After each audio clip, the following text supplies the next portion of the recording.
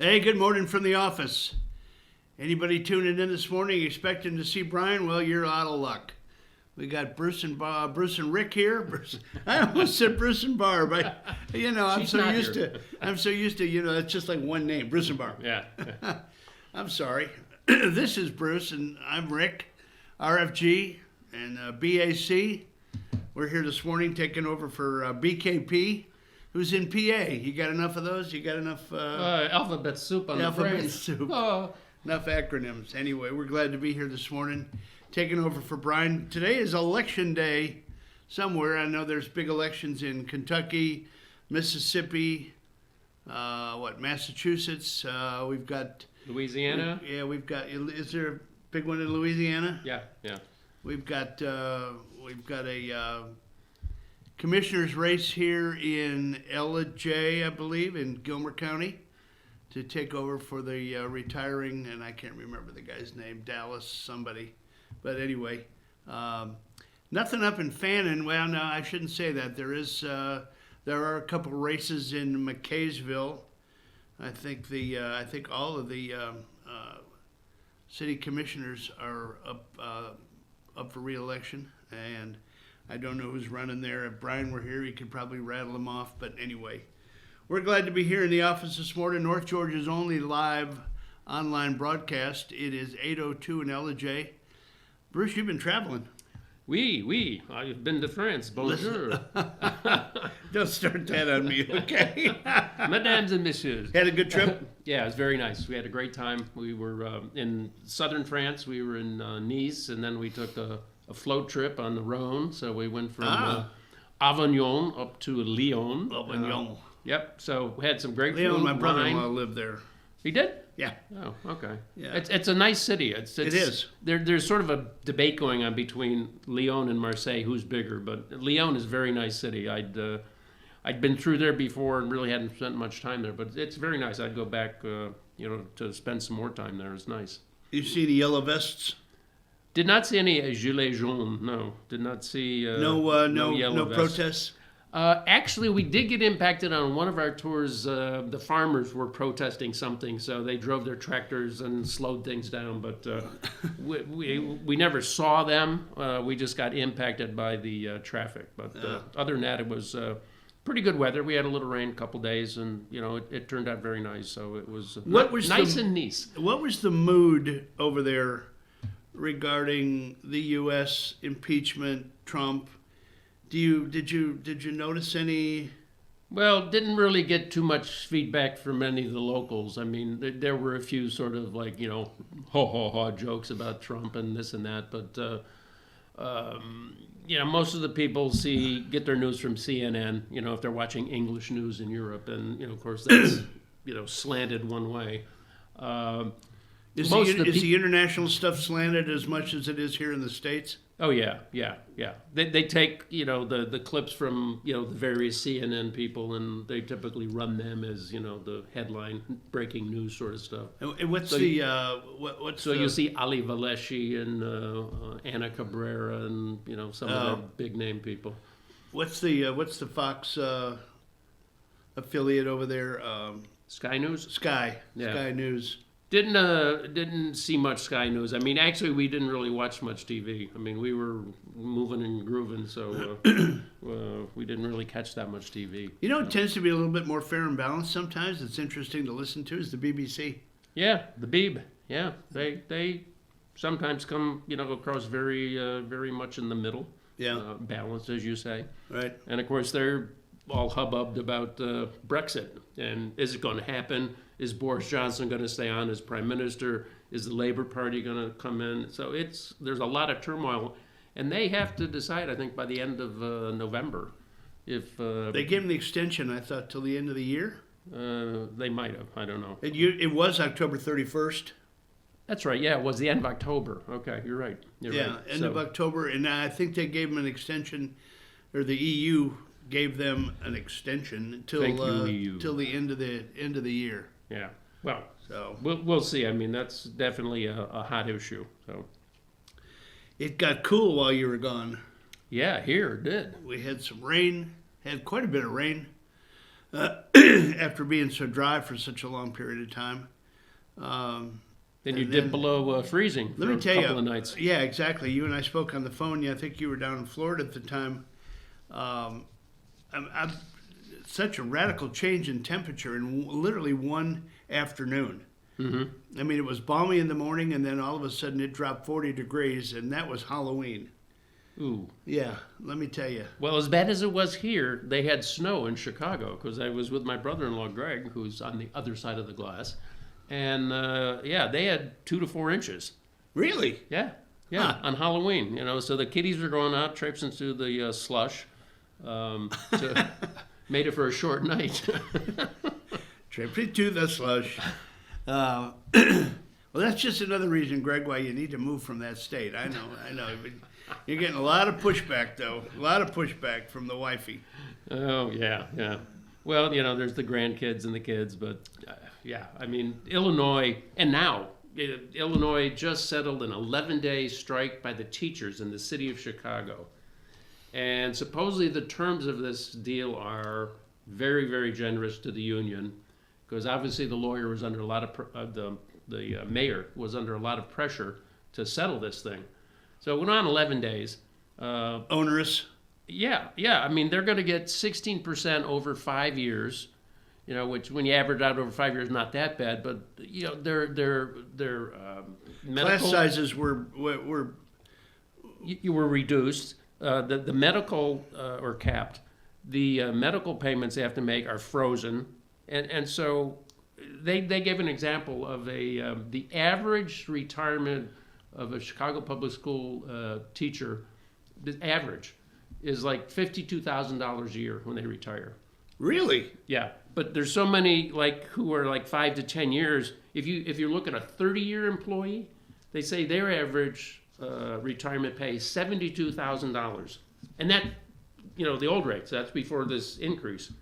So Are those liabilities funded? Do you know? no, nothing in Illinois is funded. Nothing in Chicago is funded. So they'll be working on the backs of the current teachers who will be subsidizing the retiring ones. Yeah, Is that right? Yeah, and the same old thing the Democrats have said for 40 years in Illinois, and Chicago is that all these new taxes they put in a whole new package of taxes are going to be used to educate the children and pay all this stuff. It ain't going to happen, folks.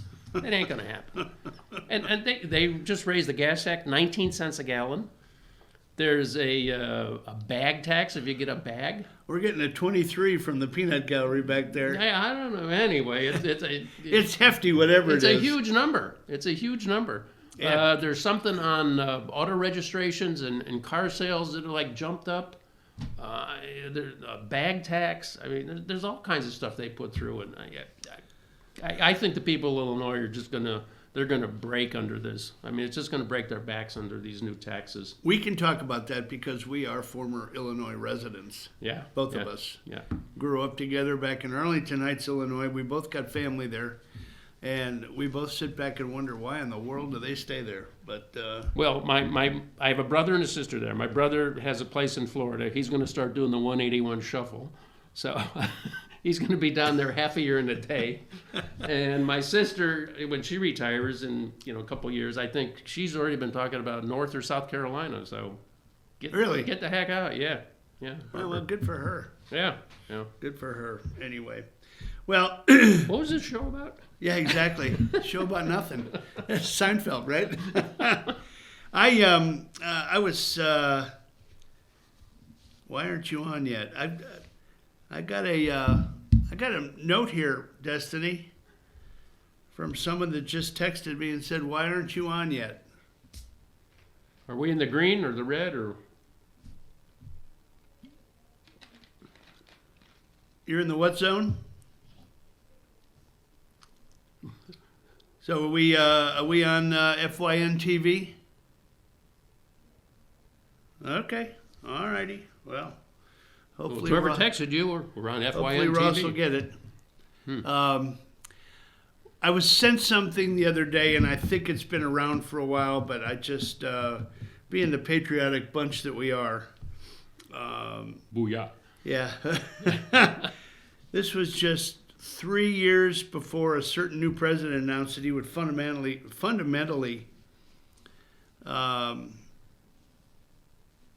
let's see, you are on, okay, so fundamentally transform America.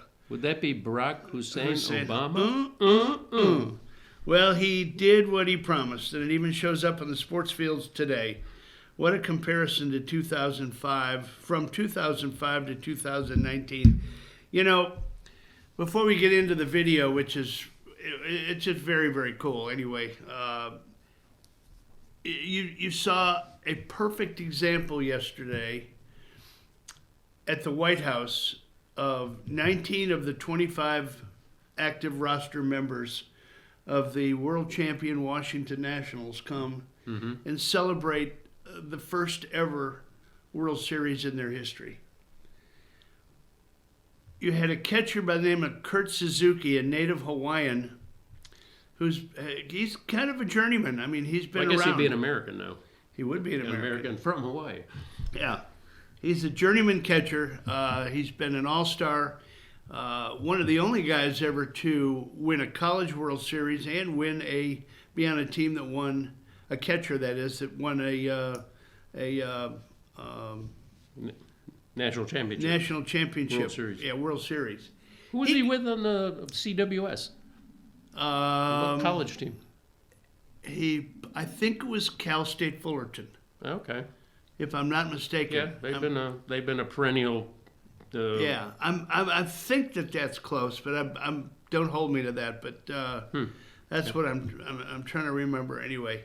He's a Mizuno guy head to toe, which we all like to see that. He's wearing the Mizuno gear and getting a lot of FaceTime. Yeah, Mizuno. Right.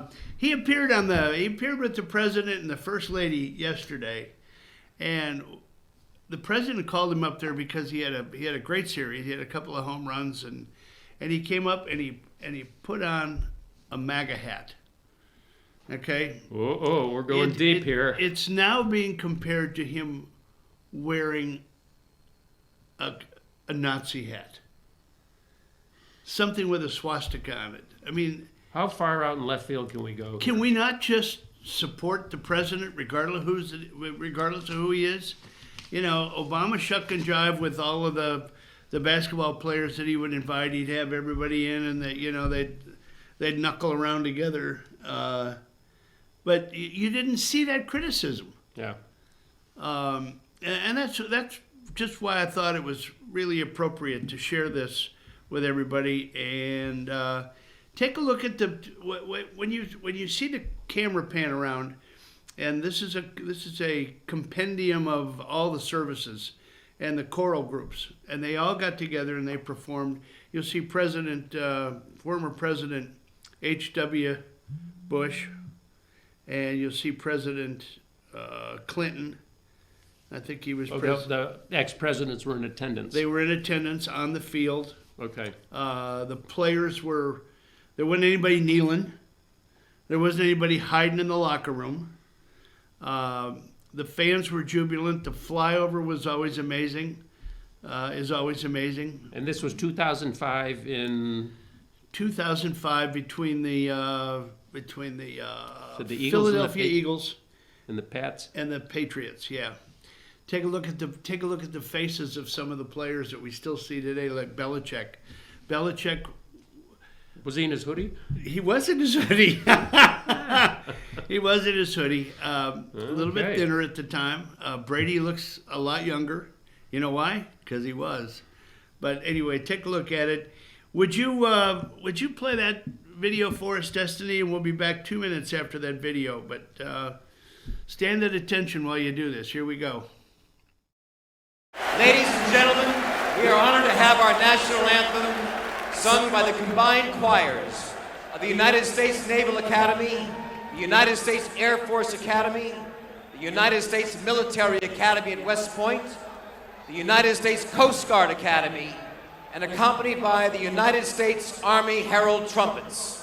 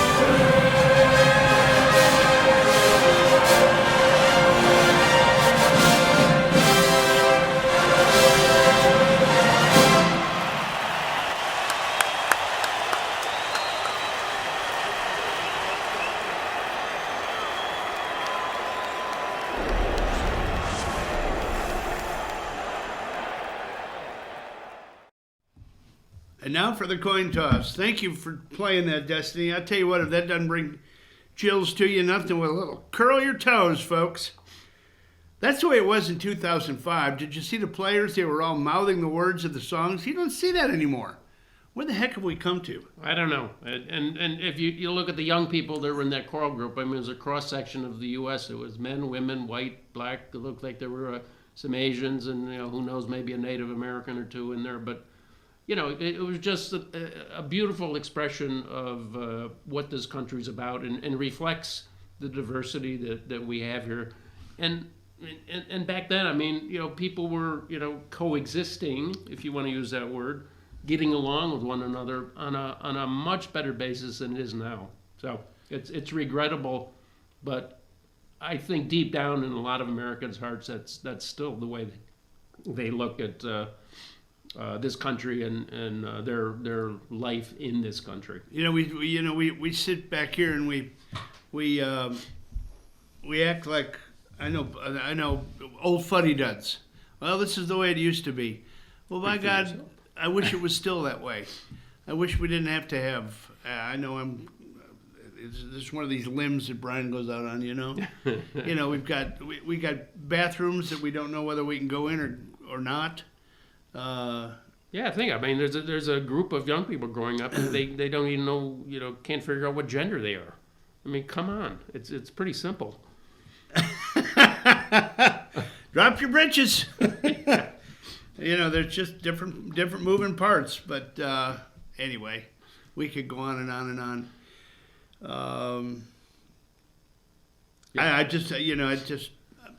I watched that thing 2 or 3 times yesterday, and you see faces in there. Andy Reid. Yeah, the young Andy Reid. Young Andy Reid, coach of the Philadelphia Eagles. He's now, walking the sidelines of the Kansas City Chiefs, right? Right. Doing well. They had a big win I think they had a big win on Sunday without Mahomes, who's had a dislocated kneecap, but he should be back fairly soon. Anyway. You think about that. You dislocate your kneecap, and like weeks later you're playing. I mean, I know he had surgery the next day, and then they said, well, the chance of him coming back within 21 days, you have 50% chance of re-injuring the knee, but if you wait 22 days, it goes good to go. Yeah, you're good to go. Well, it's like Drew Brees with his thumb. I mean, he's already back. I think a week earlier than anticipated, and had a good game. So it's amazing. I mean, he's an older guy than Mahomes, much older. So it's amazing what the medical technology in this country can do. We had we had a get together last night, and then when I got home, watched a little news trying to get some talking points for the show this morning. And John Solomon was on Laura Ingram's show last night, and apparently, and we'll cover this a little bit after the break, but apparently he used the Freedom of Information Act in the summer, and apparently he was helped by the Southeastern Legal Foundation, who uncovered as they say, a treasure trove. A treasure trove. I hate that. Why did I even say that? Anyway, he uncovered a lot of correspondence, emails back and forth between Burisma, Biden, to the State Department about calling off the dogs. In the Ukrainian deal. In the Ukrainian deal in 2000, whenever it was. I think it was 14 or 15 when all this was going down. And Burisma is this big state-affiliated energy company in the Ukraine. Largest, right? Yeah. Run by an oligarch, and we know how good those guys are. Hunter Biden was appointed to the board, with like really no corporate board experience before, really not a whole lot of business experience. And he and a friend of his, Devin Archer, were both on the Burisma board.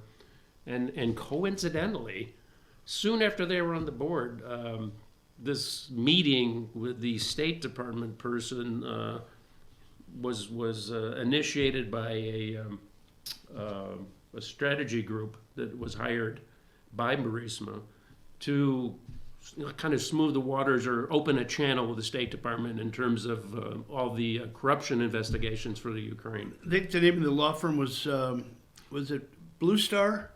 Or was that That wasn't a law firm. That was the sort of the consulting firm. the consulting firm? Blue Star, though, right? Yeah, Blue Star Strategies. The Blue Star Strategies, yeah. Yeah. And they reached out to Novelli, who was the third in command at the State Department. Right. Catherine Novelli, I believe that's her first name. Yeah, she's a lifer, if you will, long-term government employee. Part of the deep state. We're going to cover the deep state a little bit later. Yeah, we'll get at the deep state later. I had a.